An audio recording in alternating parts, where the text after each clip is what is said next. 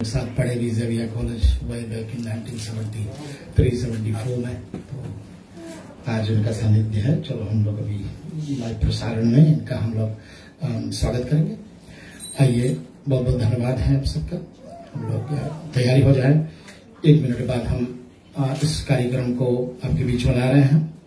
और कल बहुत बहुत खुशी हुई कि हमारे बीच में बहुत सारे अच्छे हमारे मित्र बिंद्रा आए थे। और क्योंकि अब तो लॉकडाउन लेवल 1 पर भी हम लोग ना, तो अब लॉकडाउन लेवल 1 पर तो अभी there is no limits, no control, फिर भी सावधानी बरके हम लोग यही मंगल कामनाएं करेंगे। ठीक है, साज वाले हम लोग एकदम खाली tapping on the, because Praveen जो बजाए कल थोड़ा से हेवी साउंड है उसमें, इसलिए हम लोग खाली मंजीरा बजाता है। वो मंजीरा झांझनी, एक छोटा मंजीरा करने वाले ना, मंजीरा है हम लोग पास है, तो मंजीरा जब प्रवीण आए तो उसके दे देना, या कोई और आप जो खरीदी दम मेरे बस। ठीक, धन्यवाद।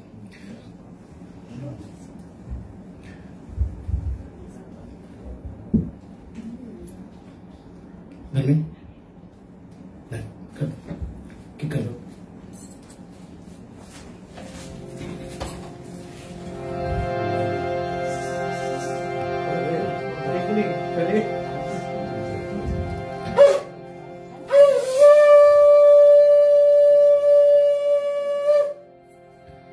बोलिए श्री गणपति भगवान के जय। भगवती श्री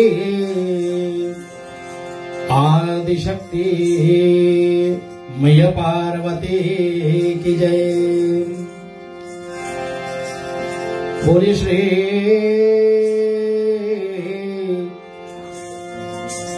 नमः पार्वती पतये हर हर महादेव। आप सबको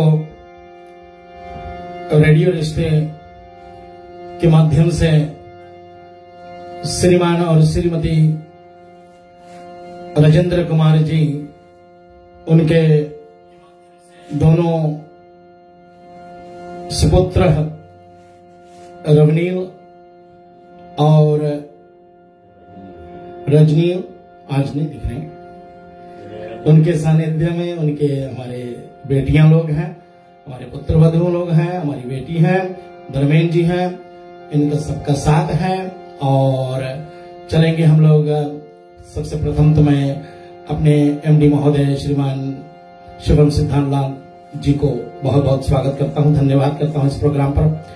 और दूसरी धन्यवाद मैं देना चाहूंगा हमारे रेडियो रिश्ते के ऑपरेशंस मैनेजर हैं हमारे सेन शर्मा जी, आपको भी बहुत बहुत धन्यवाद है, अभिवादन है। और जितने भी हमारे मीडिया रिलेशंस के मैनेजर जो हैं माधवी पिल्ले जी, उनको स्वागत कर लेता हूं आज के प्रोग्राम में। और साथ साथ में जितने एडमिनिस्ट्रेशन में हमारे, खास करके हमारी ओकलैंड एडमिन प्रकाशवती सिंह जी, आपको स्वागत। श्री राम जी, आपको भी राम राम। और साथ में मैं हमारे विनोद राणीका जी, हाकोट्स मानकाऊ ओकलैंड टाइटेनियम के बहुत ही अच्छे सज्जन। देखिए, मैं 1 साल से प्रोग्राम में विनोद जी का नाम लिया करता था, आप सब जानते हैं, खास करके देश विदेश में सब जानते हैं विनोद राणीका जी हैं कौन। लेकिन आज पहली बार हमारे बीच में आए हुए हैं, रूबरू साक्षात हमारे सामने बैठे हुए हैं, और मैं इनका भव्य स्वागत करता हूं। इनके माध्यम से हमारे प्रोग्राम जो है वो कई देशों तक जाती, कई लोग इसको देखते हैं। तो विनोद जी, आपका स्वागत है, बहुत बहुत धन्यवाद है। और साथ साथ में मिथिलेश प्रसाद जी, आपको भी स्वागत कर लेता हूं, जो मेरे चैनल को देखभाल करते हैं। हमारे ताबू सरो जी, आपको बहुत बहुत धन्यवाद। साथ साथ में हम चलते हैं हमारे सतीश कुमार जी भैया, जो बहुत प्यारे इंसान हैं और भक्ति संस्कृति सेवा संस्कार फाउंडेशन के अध्यक्ष हैं। जितने मॉडरेटर्स हैं इस फाउंडेशन के, सबको साथ में जोड़ लेता हूं।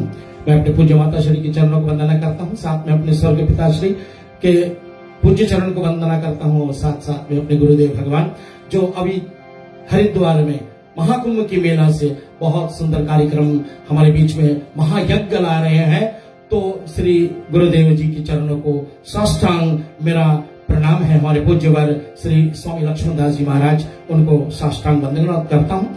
मैं जितने भी साधु संत विद्वत सज्जन हैं, जो भी देश विदेश में हम सबको इस कार्यक्रम के माध्यम से आशीर्वाद देते हैं, उन सबको भी मैं साथ में लेता हूँ। ऑनलाइन व्यूअर्स, किसी भी चैनल के माध्यम से आप इस कार्यक्रम को देख रहे हैं, आप सबको भी बहुत बहुत स्वागत कर लेता हूँ। और मैं अपने साथी तबले पर जो साथ देते हैं, हमारे बेटा कीर्तिक आते हैं कभी कभी, और कभी कभी हमारे नमन बेटा आते हैं। नमन स्वामी, आपको स्वागत है भैया, बहुत बहुत धन्यवाद है बेटा, हमारा आपके सानिध्य है। और जितने हमारे साथी वृंद जो हमारे आज के प्रोग्राम में अपना योगदान करेंगे, चाहे आप कुछ बजाएंगे, चाहे आप कुछ गाएंगे, चाहे आप कुछ बोलेंगे, चाहे आप सुनेंगे, आप सबको बहुत बहुत धन्यवाद है।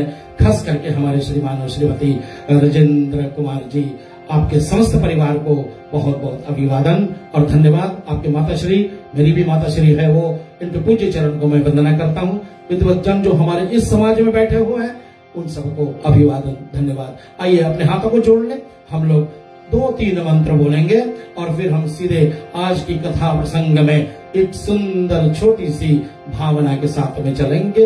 अपने अंतःकरण को सभी को साफ करेंगे। आज 1 घंटे का रेडियो रिश्ते का ये हमारा कार्यक्रम जो है आपके बीच में आ रही है। 8:30 बजे हम कार्यक्रम को पूर्णाहुति करेंगे, समाप्त करेंगे। लेकिन मेरा इस कार्यक्रम यहाँ जो है वो आरती के साथ में खत्म होगी, लेकिन लाइव रेडियो ब्रॉडकास्ट जो होगी वो सिर्फ 8:30 बजे तक जाएगी। सब बोलेंगे मेरे साथ में, ओम वक्रतुंड महाकाय सूर्य कोटि समप्रभा निर्विघ्नं कुरु मे देव सर्वकार्येषु सर्वदा।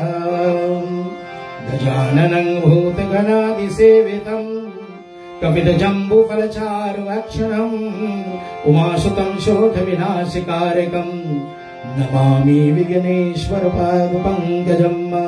बोलो गणपति भगवान की। माँ पार्वती को नमन वंदना करें सभी को। आदि शक्ति जगदम्बा भवानी मैया हमारे बीच में मातृ शक्ति, उनको प्रणाम करें।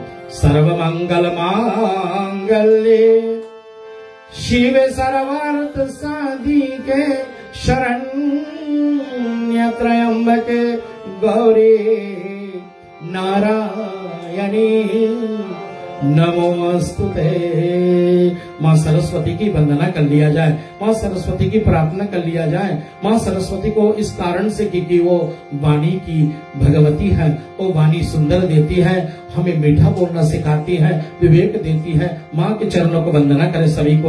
विद्या दायिनी भगवती माँ लक्ष्मी सरस्वती को प्रणाम करें। या कुंदेन्दु तुषार हारधवला या शुभ्रवस्त्रावृता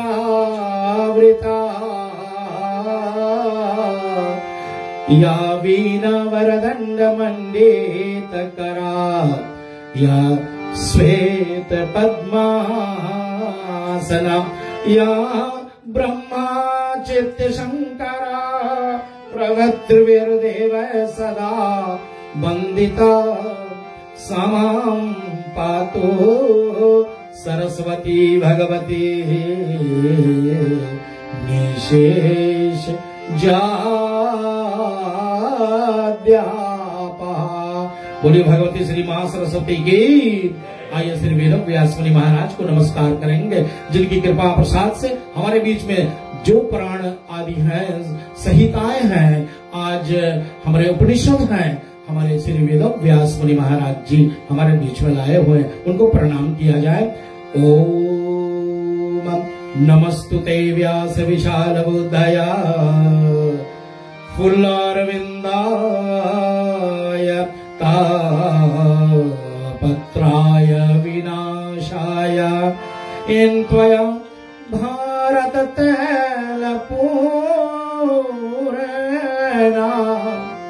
प्रज्वालितो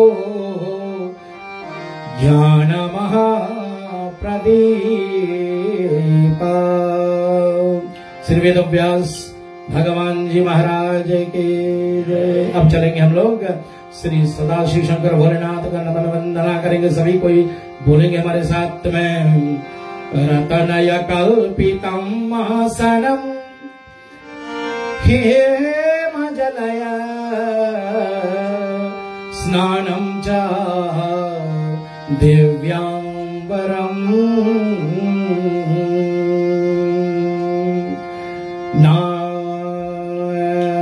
श्री परमात्मने सदाशिव शंकर भोलेनाथ भगवान के जय। सब बोलेंगे हमारे महामृत्युंजय मंत्र का हम जाप करें।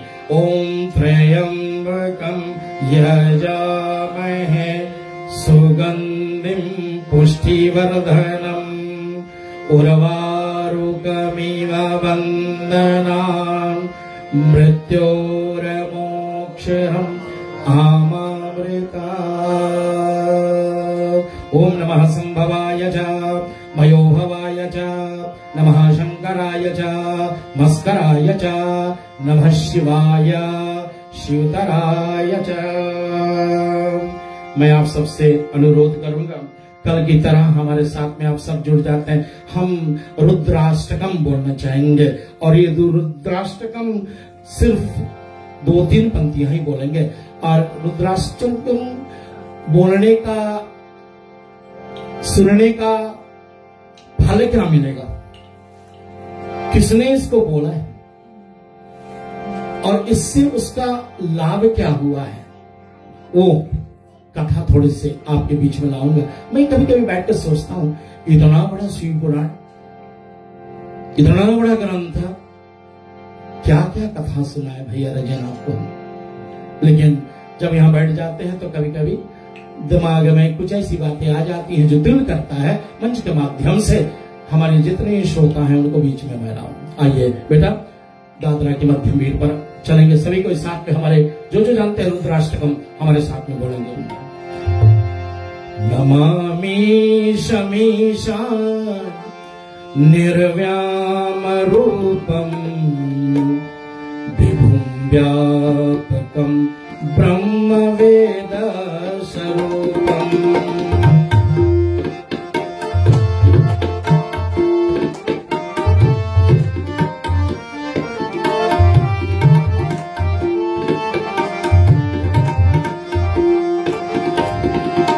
नमामि शमीशा निर्व्याम रूपम व्यापकं ब्रह्म वेद स्वरूपम। निजम निर्गुणं निर्विकल्पं निरीहं चिदाकाशमाकाशवासं भजेऽहम्। निराकार मोकार मूलं तुरीयं गिराज्ञानगोपीतमीशं गिरीशम्। नमामि शमीशा निर्व्याम रूपं व्यापकं ब्रह्म वेद स्वरूपम्।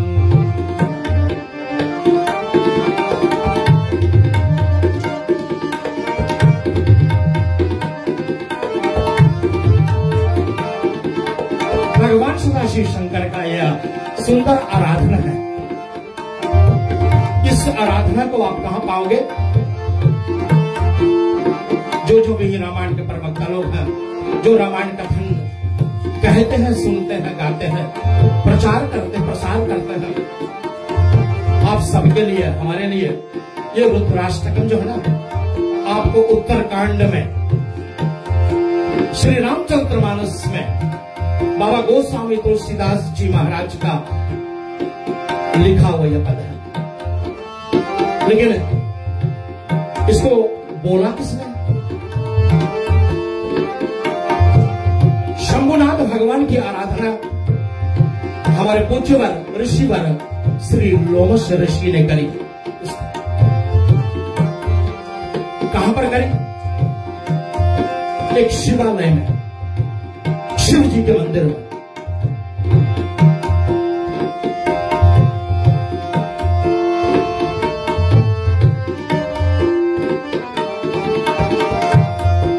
करालम महाकाल कालम कृपालम गुनागार संसार पारम नतो हम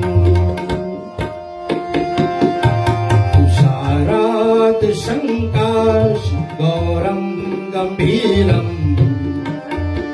मनोभूत कोटि प्रभास शरीरम। सब बोले नमामि शमीशा निर्नाम रूपम व्यापकम ब्रह्म वेद स्वरूपम।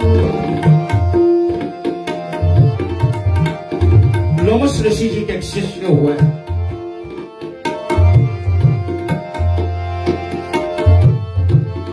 जिसकी कथा आप और हम उत्तरकांड में सुनेंगे कभी रामायण के माध्यम से।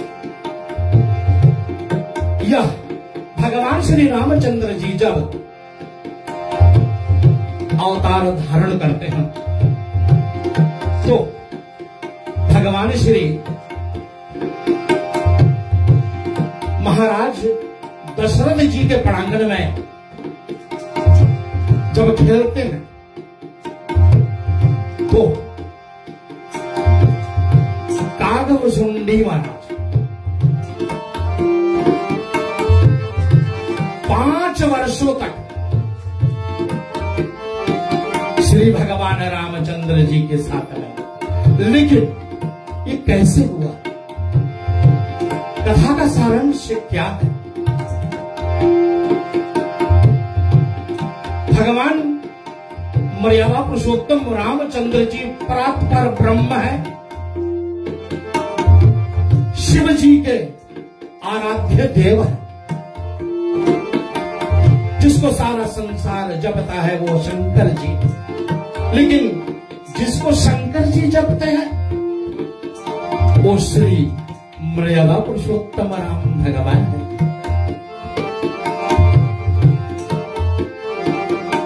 लोमस ऋषि के ये शिष्य हुए थे जो बाद में चलकर के कागभुजुंडी बने, एक छोटा कौवा चिड़िया बना।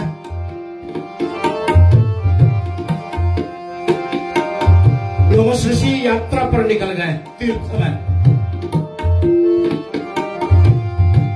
उस समय कागभुजुंडी जी महाराज पूर्व काल में, पूर्व जन्म में एक ब्राह्मण थे जो लोमस ऋषि के साथ में इस शिवालय का सेवा करते थे। पूज्यवर के श्री प्रसाद से तत्व ज्ञान को प्राप्त किया। वेद वेदांत की बात है, बहुत ऊंचे उच्च कोटि के विद्वान। सारा जिम्मेवारी शिवालय का इनके हाथों में सौंप करके और लोमस ऋषि जी तीर्थों में निकल जाते हैं।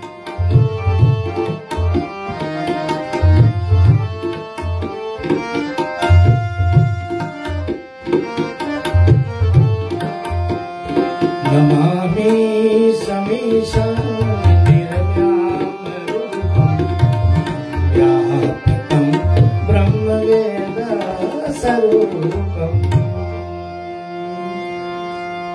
कई दिन बीत जाते हैं और लोमस ऋषि अपनी यात्रा पर निकला हुआ विभिन्न तीर्थों का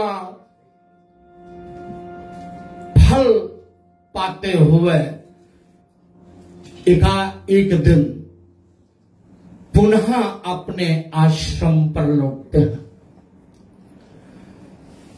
और अब जबकि सूचना मिल चुकी है ये हमारे ब्राह्मण देवता को, लोमस ऋषि के शिष्य को, कि गुरुदेव भगवान वापस आ रहे हैं,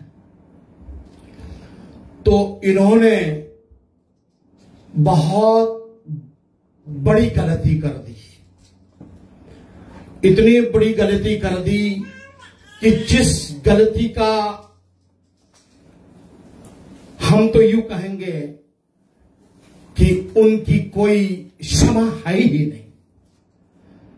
गुरुद्रोही को कभी क्षमा नहीं मिलता। जो गुरुद्रोह करता है, गुरु का निरादर करता है, उनको कभी क्षमा नहीं मिलती है।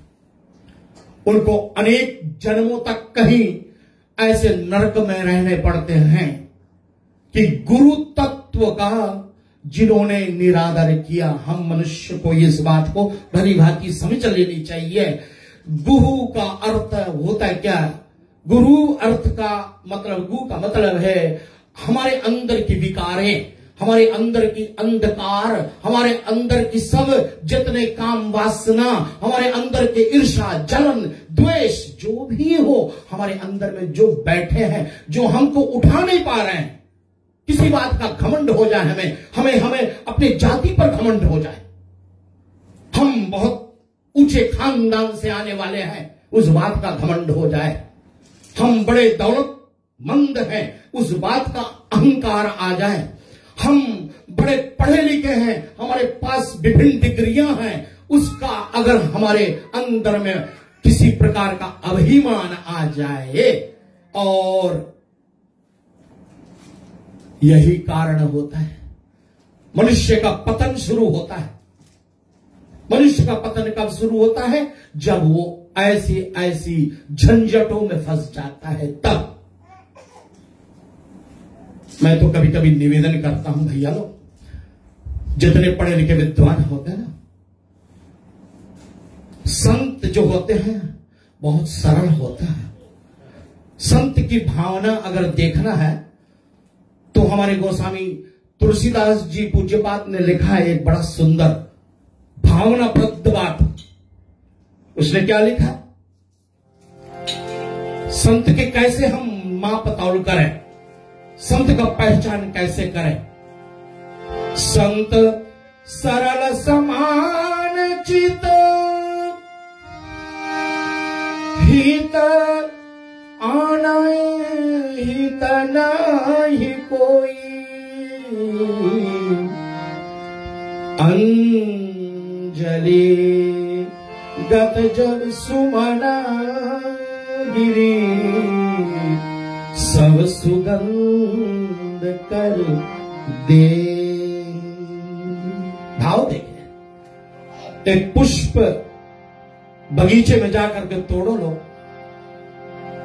और अपने दाएं हाथ पे रख लो, दूसरा पुष्प तोड़ो लो, अपने दाहिने हाथ पर रख लो। क्या वो पुष्प, वो फूल आपका बायां और दायां जानेगा? वो क्या पहचानता है कि आपका यह दायां है और खुशबू कम देगा, या आपका यह बायां है तो खुशबू कुछ ज्यादा देगा?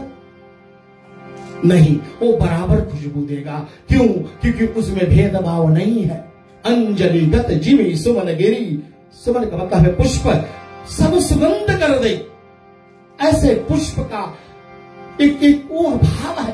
संत का भाव ये होता है। एक संत नदी में एक दिन नहा रहा था और उसी समय एक बिच्छू आया, और बिच्छू जब वो तैर रहा था तो बड़े तोड़ में बहना शुरू कर दिया। संत ने सोचा भैया ये बिच्छू तो अभी जाकर के कहीं इनकी मृत्यु हो जाएगी, इसलिए उसने बिच्छू को पकड़ लिया अपने हाथों से, और जैसे बिच्छू को पकड़ा तो बिच्छू ने डंक मारा। जैसे डंक मारा तो संत महात्मा जी फिर छोड़ दिया उसको और फिर से भागना शुरू कर दिया वो गहरे पानी की तरफ।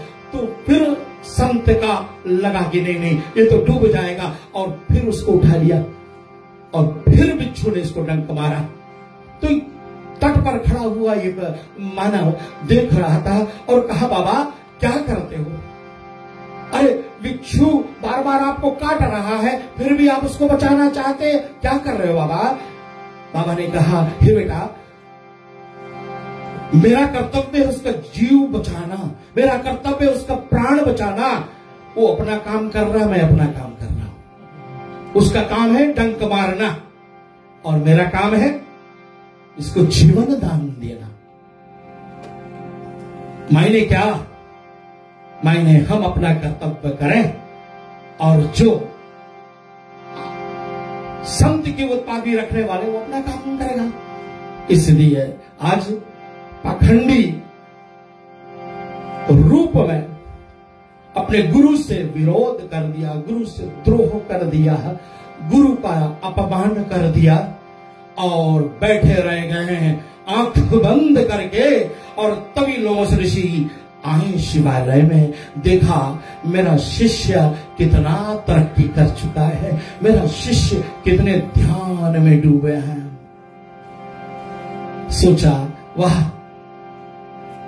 आशीर्वाद मन ही मन में दे करके लोमस ऋषि उनको पार कर गए। और जैसे ऐसे हुआ ना कि एकाएक उसी शिव मंदिर में शिव मूर्ति से आवाज आई, भयंकर आवाज आई, अरे रे मूर्ख, हे अभिमानी, अरे हे पापी, जिन गुरु ने तुमको ये तत्व ज्ञान दिया है उस गुरु का तुम आज अपमान कर रहे हो, उस गुरु का निरादर कर रहे हो। जाओ, जैसे तू बैठा रहा ना, अपने गुरु का आदर नहीं किया, ऐसे तू 1000 जन्मों तक सर्प की योनि में पड़ा रहेगा। 1000 जन्म सर्प बनेगा तू, उठ करके खड़ा नहीं हो पाएगा।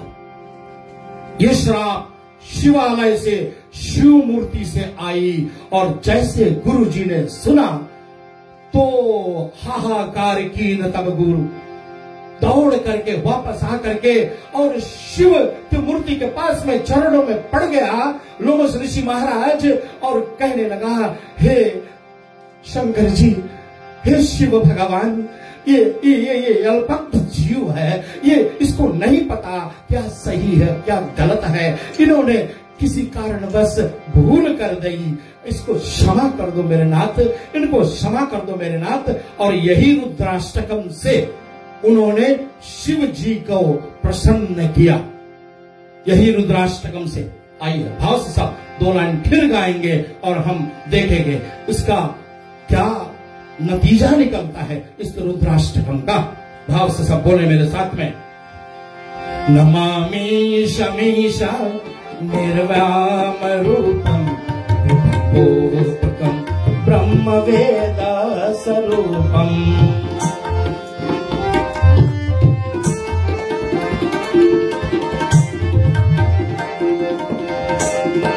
सुपर्णमौलि कल्लोलनी चारु गंगा लसद भाल बालेन्दु कंठे भुजंगा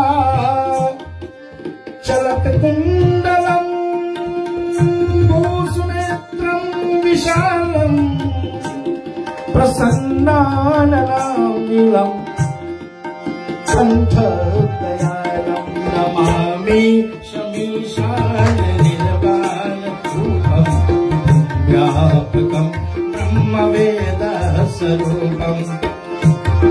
नमामि शमीशान निर्व्याम रूपम व्यापकम ब्रह्म वेद स्वरूपम। ब्रह्म वेद स्वरूपम। बोलो भोलेनाथ भगवान के। श्रोताओं, मेरे जितने भी ऑनलाइन लिसनर्स हैं, आप सबके लिए ये शिव पूजन के अंतर्गत में रुद्राष्टकम की महिमा श्री रामचरितमानस कथा में उत्तर कांड में आपको मिली है। देखिए भैया, कथा प्रसंग एक ऐसी चीज है, आप कभी नियम पालन करना सीखें, कथा का कोशिश करें भैया हम सब। मैं तो बहुत सालों से यही कर रहा हूं। मेरे पूज्य पिताश्री की मंगल आशीर्वाद जो मेरे पास है, मेरे गुरु जी की कृपा जो है, ये करते उठते बैठते बहुत साल हो गए। अगर कहीं शायद छोड़ी किंच मात्र अभिमान भी थी, वो भी कहीं दूर चली गई। क्यों चली गई है? क्योंकि क्या फायदा, उम्र भी जाने को है भैया। जब 60 हो जाए ना तो भजन कर लो। आए विनोद भैया, हम लोग आएंगे ना उस मार्ग में, और हम लोग से बड़े बड़े हैं, माता जी हैं हमारी, और बड़े बड़े हैं, लेकिन इनका तो आशीर्वाद है, ये लोग 80 चला गए, हम लोग 80 नहीं पहुंच पाई हो, मुश्किल पड़ी। हाँ भैया संजीव, हाँ जरूर। हमारे एक और बहुत अच्छे प्यारे जो हमारी प्रोग्राम को आपके माध्यम से, आपके चैनल के माध्यम से जो डिस्ट्रीब्यूट किया करते हैं, हमारे भैया कल मुझे बताएं, मेरे साथ में कल जुड़े हैं इन्होंने। तो मैं आपसे निवेदन कर रहा था ना, ये भजन करने का समय आ गया है। भजन करने का समय क्यों आया है? क्योंकि किसी को नहीं पता अगला मोड़ क्या है। बार बार कहीं कहीं भी जो मैं गीता पाठ आदर भी करता हूं, यही कथा करता हूं कि एक पत्नी अपने पतिदेव से कहते हैं कि पतिदेव जी जैसे काम पर से आवे ना, बोले भजन कर लो, जल्दी से नहा दो लो, भजन कर लो। अरे अभी तो काम पर से लौटाऊं, भजन है? ये रोज रोज का किटपिट मिटाए गुरु जी के पास। गुरु जी बोले कोई यत्न करो, बोले क्या यत्न करे? बोले यार पत्नी रोज रोज तंग करती है, भजन कर लो, भजन कर लो, कोई ऐसा उपाय करो ना कि भजन रोज रोज नहीं, भजन एक बार करे ठीक हो जाए। बोले तो एक काम करो बेटा, बोले तू 1 मिनट तेरी मृत्यु से पहले भजन शुरू कर देना, राम राम बोलने लगना, कृष्ण कृष्ण बोलने लगना, राधे राधे बोलने लगना, शिव शिव बोलने लगना, उमा उमा बोलने लगना। हो जाएगा 1 मिनट के अंदर में तेरी प्राण निकल जाएगी और तू चले जाएगा परम धाम को, क्योंकि अंत में प्रभु का नाम लेने वाला प्रभु के परम धाम को प्राप्त हो जाता है। इसमें कोई संशय नहीं होनी चाहिए हम सबका। और यही बात अब इसको समझ में कैसे आए? गुरु जी जैसे कहा 1 मिनट बचा रे जीवन की समाप्ति का, तेरा भजन करना। बोले गुरु जी एक निवेदन। बोले क्या? बोले कब पता लगी कि वो मिनटवा कब है? बोले यही तो पत्नी सिखा रही है तुमके, रोज भजन करो दादा, किस दिन चला जाए, वो मिनट कब आ जाए नहीं पता। इसलिए हरि नाम कीर्तन करें। आइए भले श्री हमारे राजेश जी बहुत सुंदर कल छोटा सा भजन प्रस्तुत किए थे हमारे बीच में। आज पुनः उनसे अनुरोध है कि आप एक छोटा सा भजन हमारे साथ में फिर से लाएंगे। अगर 4 पद का उसको 2 पद कर दें, ठीक है? धन्यवाद। 2 पद का तो उसको 1 कर देना। जय सिया राम। और हमारे बीच में आज पूज्य हमारे एक और ब्राह्मण देवता हुए वो है, इनको मैं मंच के माध्यम से प्रणाम करता हूँ, आपका अभिवादन करता हूँ इस ग्रह पर। आपको बहुत बहुत धन्यवाद। शिव है शक्ति, शिव है भक्ति, शिव ही मुक्ति धाम। शिव है ब्रह्मा, शिव है विष्णु, शिव है मोरे राम।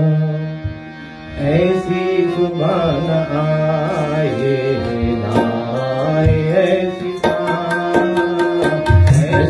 शुभान आए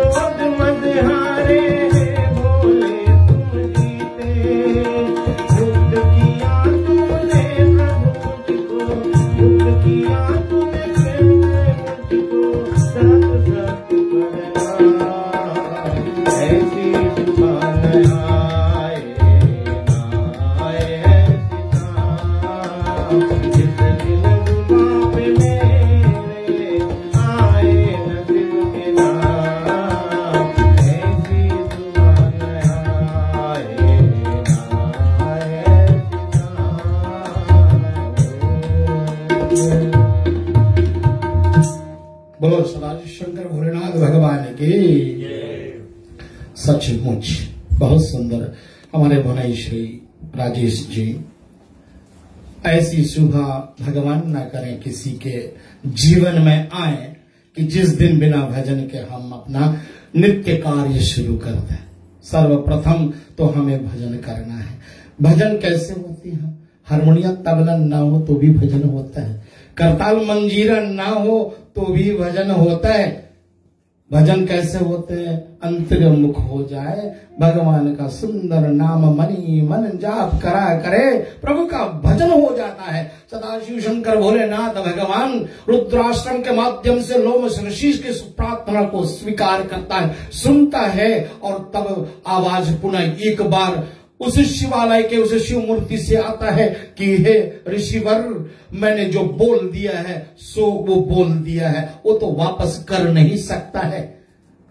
मैं इस बात को अभी जल्दी हमारे साप्ताहिक धारावाहिक राम कथा के माध्यम से इसी रेडियो रिश्ते के चैनल पर मैंने कहा था कि देखे भैया, हम लोग जो है ना, हम लोग कभी कभी सोचते हैं कि हमारे पंडितों ने, हमारे ब्राह्मणों ने, हमारे पुरोहितों ने, हमारे गुरुजनों ने हमें श्राप दिया है। वो श्राप नहीं देते श्रद्धा भैया, वो श्राप नहीं देते। अगर वो श्राप होते तो श्राप आशीर्वाद में बदलता। और एक नमूना आपको दिखाता हूं, मैं सुनाता हूं। गौतम ऋषि अहिल्या कितने वर्षों तक पत्थर बनी पड़ी थी। प्रभु उसी मार्ग से जब आए, विश्वामित्र मुनि महाराज,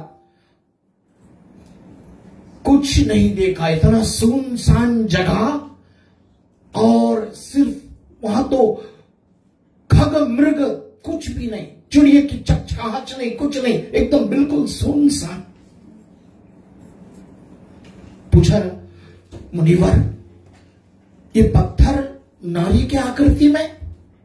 कहा, सब जानते हो राम, लेकिन आप मेरी मुख से सुनना चाहते हो। और पूरा वृत्तांत बताया गौतम नारी की कथा का। और तब आपकी चरण रज चाहती है, कृपा करिए रघुनाथ। और रघुनाथ भगवान रामचंद्र जी अपने चरण को अहिल्या जी के उस पत्थर पर सिर्फ उठाया होगा। कभी हमारे संत लोग कहते हैं कि पत्थर पर उन्होंने स्पर्श नहीं करी, सिर्फ अपना पैर उठाया चरण, और धूल उड़ करके पवन देवता ले जा करके उस पत्थर पर जब गिराया तो वो अहिल्या जो पत्थर बनी थी वो नारी में प्रवृत्ति हो गई, और हाथ जोड़ करके श्री भगवान रामचंद्र जी के आके खड़ी हो गई। और उसने एक बात कही, ध्यान दे सब, मुनि श्रापो जदीना, अहिल्या नारी कह रही है, मुनि गौतम, मुनि श्राप जो दीना अति भल कीना ना। अगर वो श्राप होता तो नहीं बोलती कि मुनिवर श्राप दिया है, ये तो बहुत भला किया है। क्यों? क्योंकि प्रभु अगर उन्होंने श्राप नहीं दिया होता तो आज आप मेरे सामने नहीं खड़े होते। ये है हमारे ऋषियों का आशीर्वाद। और आज लोमश ऋषि कहते हैं कि प्रभु आप अपने श्राप को वापस ले लो ना, कि 1000 जन्मों तक ये उठ करके खड़ा नहीं हो पाएगा, सर्प की डोंगियों की योनि में जन्मेगा। लेकिन इसको मैं आशीर्वाद देता हूं। शंकर भगवान की मूर्ति से आवाज आती है कि ये जन्मेगा मरेगा, जन्मेगा मरेगा, और हर एक जन्म की कथा इसको पता होगा कि इसने पिछले जन्म में कौन सी योनि में आया और कौन सा इन्होंने पुण्य या पाप किया, सब मालूम होगा इसको। और अंत में नहीं बल्कि कुछ समय बाद एक ब्राह्मण के शरीर में पुनः आएगा, और कुछ उनमें भक्ति जरूर आएगा, क्योंकि ब्राह्मण शरीर ऐसा होता है भक्ति के लिए। ब्राह्मण, देखिए शब्द का थोड़ा सा ध्यान कर लें, ब्राह्मण का मतलब क्या होता है। ब्राह्मण का मतलब जिन्होंने ब्रह्म ज्ञान को प्राप्त कर ली है। न सिर्फ पढ़ाई लिखाई से, स्वभाव से भी। सबसे पहली बात, अपना स्वभाव से हम पहचाने जाएं। अपने कर्मों से तो सब पहचाने जाते, लेकिन हमारा स्वभाव क्या है, हम दिखते कैसे हैं, हमारा स्वभाव, हमारा आचरण, हमारा लोगों के साथ में उठना बैठना, हमारी बोली, ये सब बहुत जरूरी है भैया। ये ब्राह्मण शरीर बड़ा सुंदर है, लेकिन ब्राह्मण शरीर के आगे आता विप्र, एक और शब्द आता है जो हमारे मिलती जुलती है। विप्र का मतलब है जिन्होंने वेद अध्ययन किया है, वो है विप्र। अब आप थोड़ा सा अंदाज कर लीजिएगा कि अगर हम वहां पहुंचे हैं तो हमारे शास्त्रों में बहुत बड़े बड़े संतों की उपाधि दी गई है, उनकी उपमा दी गई है। एक तो स्वयं श्री वेदव्यास मुनि महाराज जी कोई ब्राह्मण नहीं था, कोई विप्र नहीं थे, वो पराशर ऋषि के एक संतान थे जो सत्यवती नंदन नाम से भी जाने गए हैं, लेकिन भगवान का अंशा अवतार माना गया। दूसरे हमारे वाल्मीकि जी,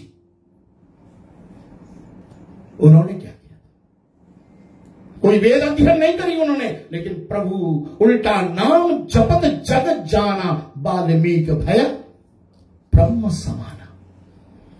आज लोग पूछते हैं वाल्मीकि को, उनके चरण वंदना करते हैं, उनका बहुत स्वागत होता है जब जब भी वाल्मीकि मुनि महाराज की चर्चा होती है। तो यहां तक कि प्रभु राम चल करके वाल्मीकि मुनि के आश्रम पर भी गए और क्या पूछा कि हे वाल्मीकि मुनि महाराज जी, हे पूज्यवर, मुझे बताओ तो मैं कहां रहूं अपने पत्नी के साथ में, बताओ तो मैं अपने भ्राता लक्ष्मण के साथ में कहां रहूं, जिनको मैं किसी को तकलीफ ना पहुंचाऊं ना। तो वाल्मीकि मुनि महाराज ने कहा कि क्या कहते हो प्रभु, आप कोई ऐसा जगह बता दो, पहले तो जहां आप हो नहीं, आप तो सर्वत्र हो, यत्र तत्र सर्वत्र। प्रभु का यही डिस्क्रिप्शन है। प्रभु कैसे हैं? प्रभु यत्र है, यहां है। प्रभु कहां है? प्रभु तत्र है। प्रभु कहां है? प्रभु सर्वत्र है।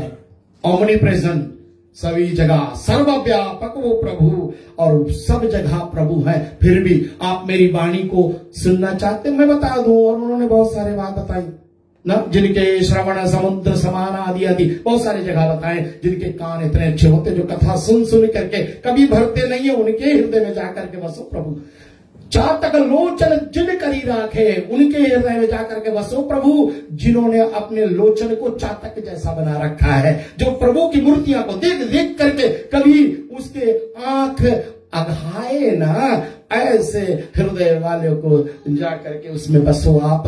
तो बहुत सारी बात बताया। तो वाल्मीकि का दूसरा उपमा दिया गया हमारे संतों के माध्यम से कि एक वाल्मीकि जी हुए और दूसरा हुआ हमारे श्री वेदव्यास मुनि महाराज जी, और तीसरे कौन हुए?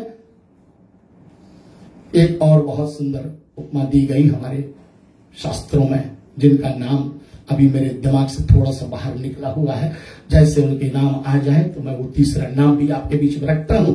तो अब देखें, ये ब्राह्मण शरीर पा करके उन्होंने ब्रह्म विद्या सीखी तो, लेकिन पूर्ण रूपेण भक्ति उनको अंदर में नहीं आई। इसलिए शिव जी महाराज ने कहा कि जब ये ब्राह्मण का शरीर छोड़ेगा तो एक कौवा बनेगा, और एक कौवा के शरीर में जब इनकी प्रवृत्ति होगी तब यह पूर्ण रूपेण श्री राम जी की भक्ति को प्राप्त करेगा। ये शंकर भगवान की आशीर्वाद थी। और जन्मा मरा जन्मा मरा जन्मा मरा, सब बातों का इनको बोध था, सब बातों को याद था। अंत में कागभुजुंडी बन करके और जब जन्मा तो वो उन्होंने राम जी के साथ में जब खेलना शुरू किया तो उन्होंने सोचा तात्पर्य प्रात्पर ब्रह्म कैसा है। प्रभु ने अपना लीला का विस्तार किया और खेलते खेलते प्रभु पतंग उड़ाते अपना मुख खोला कि काग जी अंदर हल गए, भीतर हल गए, और जैसे भीतर गए ना तो कितने दिनों तक सारा ब्रह्मांड का चक्कर मार करके और सब प्रकार से तत्व गुण को पा करके जब राम जी के मुख से बाहर निकलता है तो क्या बताएं फिर आपको, बस समाधि में चले गए। और गरुड़ जी का प्रसंग था।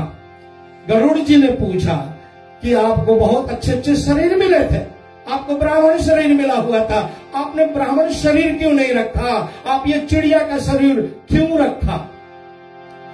एक रामायण का चौपाई है, शिव पुराण के माध्यम से जो गाथा हो रही है, आइए बेटा सुना इसको।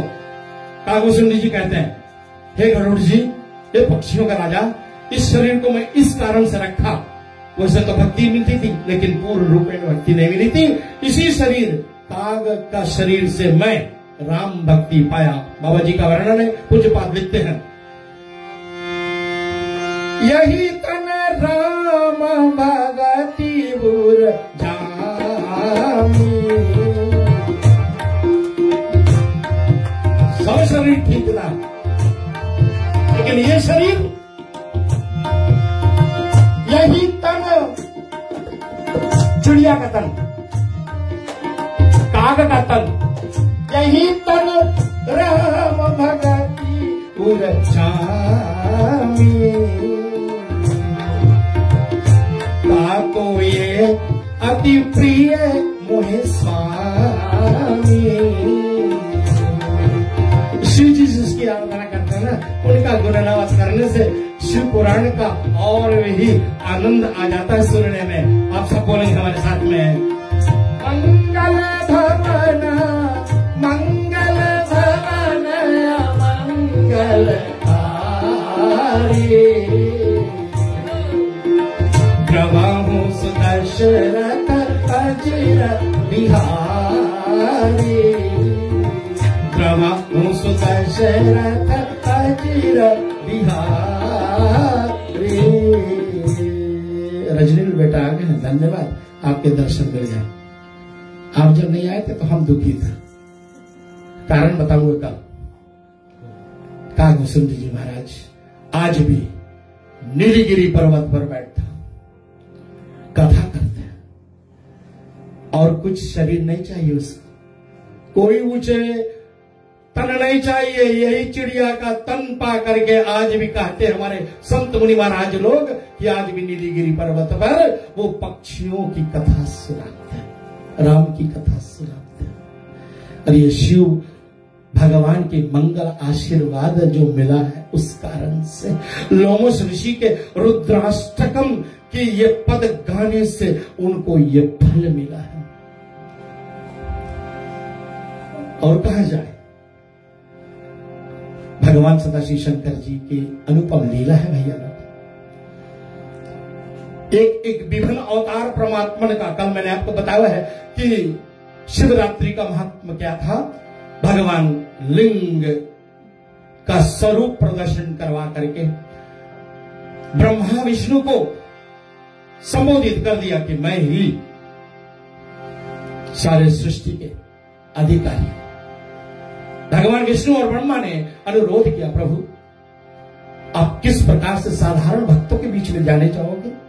शंकर भगवान ने कहा कि मैं रुद्र अवतार धारण करूंगा और मेरा सर्वप्रथम जो रुद्र अवतार होगा वो शंकर होगा। इसलिए भगवान सदाशिव शंकर कहां बसते हैं, कैलाश पर्वत पर बैठते हैं। भगवती मैया उनके वाम भाग में विराजती और अनेक प्रसंग पूछे हैं भगवती मैया पार्वती ने। यहां तक कि आपको पता है कि यही प्रभु राम जी के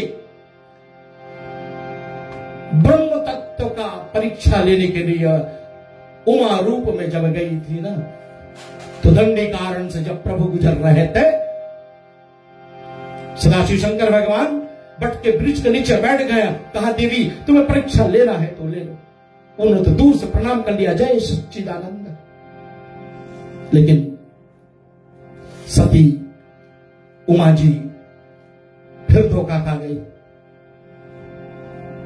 क्योंकि ये लोग गए थे कहां, कुंभज ऋषि के यहाँ गए थे कथा सुनने के लिए। शंकर भगवान कैलाश से उतरे, बाबा जी का वर्णन है। एक बार त्रेता युग माए, शंभु गए कुंभज ऋषि पाए। कुंभज ऋषि, अब देखिए ये ऋषि घड़ा से पैदा हुआ। बहुत लंबी कथा है, वहां नहीं जाएंगे, चलिए तुम्हें मान ले बस। एक कुंभ से पैदा हुआ, घड़ा से पैदा हुआ, प्रभु राम के अतिशय प्रेम करने वाला, और जिसके यहाँ पर स्वयं शंकर भगवान कथा सुनने गए। संग सती जग, संग सती जग जननी भवानी, पूजे ऋषिवर ईश्वर कोसियावर रामचंद्र भगवान की। अरे जब शंकर भगवान पहुंचे तो कुंभज ऋषि अगस्त मुनि महाराज श्री भगवान शंभुनाथ के चरण पखारे और दिव्य आसन पर जब बिठाया तो मैया उमा को उसी समय संशय होने लगा। उनको डाउट्स होने लगी कि जो वक्ता का पूजा करता वो कथा क्या करेगा। आए भैया, अंतोगत्व क्या होता है? यही मैया कथा नहीं सुनी, और जो कथा में आकर के कथा ना सुनते हैं वो अगले जन्म में सर्प की योनि को प्राप्त करते हैं। उनके कान होते हैं लेकिन कान में कुछ जाता नहीं है, अहि भवन की तरह होती है। जो कथा में बैठता है, सुनता नहीं है और कथा में बातचीत लगाए रखते हैं, ऐसे मनुष्य का गति यही होता है। ये तो बार बार कही जाती, हम नहीं कहते। कथा में कितने संत महात्मा यही कहते हैं, भैया कोशिश करो, तू कथा में जाकर के बैठो, ये तो ठीक है पुण्य प्राप्ति, लेकिन कथा तुम में आकर के बैठे, ये कोशिश होनी चाहिए हमारी और आपकी। हुआ क्या, सीखा क्या हमने, मिला क्या मुझे? इसलिए हर दिन प्रसंग सत्संग का यही होनी चाहिए। सत्संग का प्रसंग में हमें जो आनंद देवे वो प्रसंग आनंदित होता है। आज क्या हुआ है, मैया सती परीक्षा तो लेकिन बहुत गड़बड़ हो गया। शंकर भगवान ने ध्यान लगा करके देखा कि मेरे पत्नी ने मेरी मां सीता का रूप धारण किया है, और तभी शंकर भगवान ने संकल्प कर लिया कि इस जन्म में मैं इसको अपने पत्नी रूप में स्वीकार नहीं करूंगा। और निकल गए सीधे चुपचाप कैलाश पर्वत पर बैठ गए, त्रिशूल गाड़ दिया और अपने मृग छाला बिछा दिया और शंभुनाथ भगवान समाधि ले लिए। मैया बार बार पूछती रही कि कौन सा संकल्प लिया है प्रभु तुमने? नहीं बताया, कुछ भी नहीं बोला, चुप रहा। और बीते संवत 87,000 ईयर्स तक शंकर भगवान समाधि में डूबे रहे। और जब जगा तो अपने इष्ट भगवान रामचंद्र का जब उन्होंने आराधना करी, उनका नाम जप लिया, मैया सती भागती दौड़ती आई और प्रभु के बगल में बैठ गई, वाम भाग में हमेशा की तरह। प्रभु ने हाथ जोड़ लिया, देवी सामने बैठो, सामने बैठो। देवी तेरे मन में अप्रसन्नता है, देवी तेरे मन दुखी है, और जो दुखी हो जाए ना उनको कथा सुनानी चाहिए। तो राजन भाई आप दुखी तो नहीं ना, इसीलिए कथा करवाए? नहीं, आप प्रसन्न है तो कथा सुन। लेकिन रामचरितमानस में का निर्णय दिया गया है, पुराणों का निर्णय दिया, कोई जब दुखी हो जाए उन्हें कथा सुना।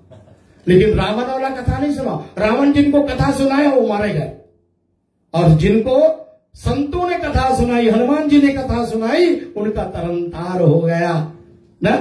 देखा सीता मैया को अशोक वाटिका में बैठी हुई, दुबली पतली, कृष्ण तनु जटा सब ऊपर बैठ गया, और उन्होंने रामचरण गुण वर्णन लागे। रिजल्ट क्या मिला? सुनत सीता के दुख भागे। जब हनुमान जी सुंदर कथा सुनाने लगे तो सीता मैया के सब दुख दूर हो गए। और यहाँ यही हुआ, आज सती को प्रभु शिव जी भगवान और सब तरह के कथा सुनाने लगे, लेकिन मैया का ध्यान नहीं जा रहा है कथा में। ऊपर विमान जा रहे हैं, विमान देखते देखते पूछ रहे हैं प्रभु से कि प्रभु ये विमान कहाँ जा रहे हैं? बोले ये तेरे पिता के घर जा रहे हैं। मेरे पिता के घर में क्या है? बोले तेरे पिता आज बहुत बड़ा यज्ञ अनुष्ठान किया है, उनको आज प्रजापति की पदवी मिली है और प्रजापति की पदवी का वो बड़ा ढंडोरा पीटा है, लेकिन देवी हम दोनों को निमंत्रण नहीं है। We can't go there. बोले नहीं, पिता के घर तो जा सकते हैं, पिता के घर, मित्र के घर, गुरु के घर और भगवान के आश्रम पर, भगवान के धाम पर बिना निमंत्रण के हम जा सकते हैं, इसमें कोई संशय नहीं होनी चाहिए। लेकिन श्री गोसाई पूज्यपाद ने एक बहुत सुंदर चेतावनी दी। और चेतावनी क्या? कि देखे से हर्षय नहीं नई नई नन में स्नेह, तुलसी वहां न जाइए, चाहे कंचन बरसे में सोना की बारिश वहां होता हो, जहां सलमान ने बेटा हुआ जाबे ना करो। वहां जाए से आपका भी कल्याण नहीं और घर वाला के भी कल्याण नहीं। तो अब कल ही ना सोचना भैया निमंत्रण मिला, नहीं जाएगा हम लोग, हमें देख के वो चले, ऐसे नहीं। पिता के घर गई, सभी ने निरादर कर दिया, बहने व्यंग कर दी, सादर भली मिली एक माता। और माता तो कभी कुमाता होती नहीं है, माता के लिए तो पुत्र पुत्र या संतान सब एक समान होते हैं, माता पक्षपाती नहीं करती है। लेकिन आज सती जब गई है उस मठ में, उस यज्ञ में, तो जिस यज्ञ में शिव नहीं वो यज्ञ का कभी कल्याण नहीं। इसलिए उसने कहा सुनहु सभा सब सतल मुनिंदा, जिन्होंने करी शंकर निंदा। इसलिए हे पिताजी दक्ष, तू भी बड़ी भांति पछताओगे।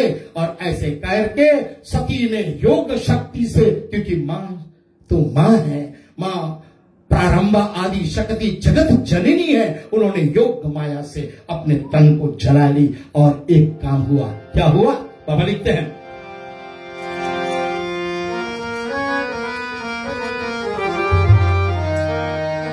सती मरत सन, सती मरत हरि सन बर मांगा। क्या वर मांगा?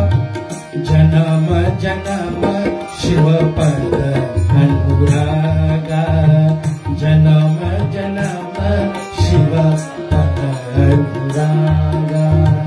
इसलिए मैया जब जन्मी प्रजा करके कैलाश पर्वत पर हिमाचल की पुत्री बन करके जन्मी है, और ये कथा तो आप सब जानते हैं। इसलिए शंकर भगवान की शादी होगी। और अखंड तपस्या में नारद जी आकर के देखे, हस्तरेखा में क्या देखा कि इनके पति अमंगल भेष वाला, इनके पति नगन भेष वाला, इनके पति बिना घर द्वार वाला, इनके पति बिना माता पिता वाला, ना कोई कुल, ना कोई कौम, ना किसी बात का चिंता। शंकर भगवान के कोई नहीं होते, कोई गोत्र नहीं होता, शंकर भगवान के कोई पदवी नहीं होती। शंकर भगवान क्या है आप सब जानते हैं। आज ऐसा हस्तरेखा पड़ा, बोले नारद जी ठीक से देखो ना, बोले वही देख रहा हूं। बोले तब? बोले तेरी कन्या जो लक्षण दिख रहा है ना, शिव जी जैसा पति इनको मिल सकता, यहां तक कि नारद भी नहीं जान पाएंगे साक्षात भगवान सदाशिव शंकर इनके पति रूप में मिलने वाले हैं। लेकिन कहा शिव जैसा पति मिल सकता, इसलिए जाकर के तपस्या करे तो इनको शिव जैसा पति मिले। और यही हुआ। अखंड तपस्या करने के लिए भगवती पार्वती चली जाती है और सप्तक ऋषि को भेजा गया कि सप्तक ऋषि जाओ ना परीक्षा ले, क्योंकि राम भगवान आए शंकर भगवान को जगाए कि जागो अब समय आ गया, तारकासुर महापापी को वध करना है, और जब तक तेरी शादी नहीं होगी तब तक कार्तिकेय का जन्म नहीं होगा। ये बहुत सुंदर सुंदर कथा शिव पुराण और श्री रामचरितमानस में दोनों का वर्णन किया। आज क्या करें, समय बहुत अभाव होता है भैया, कहाँ इसलिए मैं एक निवेदन करूंगा 2-3 मिनट के लिए। मैं आज रेडियो रिश्ते से समय लेता हूं। मेरे भू देवता आए हुए हैं, ब्राह्मण देवता आए हुए हैं, जिनका सत्कार, उनका आदर मेरा धर्म बनता है पंचकृत से। तो मैं निवेदन करूंगा पूज्यवर प्रवीण जी, प्रवीण शर्मा जी, प्रवीण शर्मा जी हमारे पास में। प्रवीण शर्मा जी आप क्योंकि रेडियो लाइव चल रहा है ना, इसलिए आप 2-3 मिनट हमारे साथ में जरूर कुछ बोले, फिर बाद में आप बोलना, क्योंकि हम चाहते हैं कि हमारे जितने ऑडियंस है आपका सम्मान करें, आपका स्वागत करें। आइए फिर हम लोग रेडियो रिश्ते के हमारे एमडी महोदय शिवन सिद्धांत मालबेटा, हमारे जितने कर्मचारी रेडियो रिश्ते के सब आरजेस और हमारे विनोद रानीगा जी जो साक्षात मेरे सामने बैठे हुए हैं, इनको और साथ साथ में मैं जितने भी हमारे मिथिलेश प्रसाद जी, सतीश कुमार जी, सबको बहुत बहुत धन्यवाद करता हूं। मनकाऊ हाकोट्स टाइटेनियम के विनोद रानीगा जी साक्षात आज अपने समय निकाल कर हमारे बीच में आकर के हम सबको दर्शन भी दिए हैं, इसलिए मैं आपका अभिवादन करता हूं, धन्यवाद है। और सभी को जिन्होंने इस प्रोग्राम को लाइव आज हमारे भैया रजन और श्रीमती रजन जी के और उनके बच्चों को, बहुत ही प्यारे बच्चे हैं, इनके घर पर दूसरी रात किसी का था, कल रात की पूर्णाहुति होती 7:30 बजे फिर मिलते हैं, लेकिन हमारे प्रवीण शर्मा जी के प्यार से 2 शब्द के बाद में। आइए प्रवीण जी। पर विराजमान परम पूज्य तेजस्वी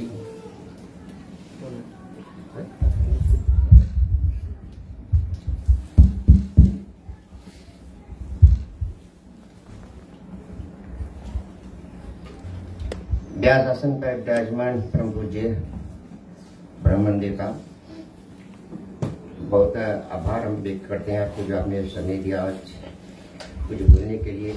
कथा तो आप बड़ी सुंदर भाव से किया, उतना तो मुझे नहीं मालूम है कथा के विषय में, क्योंकि मैं अध्यात्म योग ध्यान मेडिटेशन का गुरु हूँ, वो मेरा प्रचार होता है। तो इसमें अगर हम लोग भगवान के देखें, जैसे भरद्वाज पूछते हैं ये जो वल्लभ मुनि से कि मुझे भगवान राम के विषय में बताओ, अब वो मुनि होते हुए भगवान के बारे में पूछते हैं। अगर आज के भाषा में समझिए मुनि किसको बोलते हैं, लगभग ऐसे होता है जिसने मास्टर्स किया हुआ है, फिर भी वो भगवान के बारे में पूछते मुझे राम के विषय में बताओ, मैं राम को जानता नहीं, कौन है। बोलते हैं एक राम, तो ये जो साक्षात जो कथा हम लोग सुनते चले आए हैं ना, और दूसरा राम जो मेरे घट में है ना, इसके विषय में ये क्या है। तो तुलसीदास इसको कहते हैं, एक को कहते हैं निर्गुण, दूसरा को कहते हैं सरगुण। तो सरगुण जो हमें दिखता, जैसे महाराज जी ने आज हमें जो शंकर भगवान दिखता उसके विषय में कहा, और जो नहीं दिखता है जैसे महाराज जी ने कहा वो ओमनी प्रेजेंट है ना, वो ऐसा है कि एक को जगह ऐसा खाली नहीं है कि वहां पर भगवान नहीं है। अगर हम लोग देखें हमारे दोनों उंगली के बीच में भगवान है, हाँ है, हम लोग भगवान पर बैठे हैं, हाँ बैठे हैं, ठीक है ना। वही होता है कण कण में, सभी जगह है। तो वो जो सभी जगह है वो निर्गुण है, वो दिखता नहीं है। तो उसको हम लोग जाने कैसे कि वो स्वयं भगवान है। तो भगवान इतने छोटे रूप है।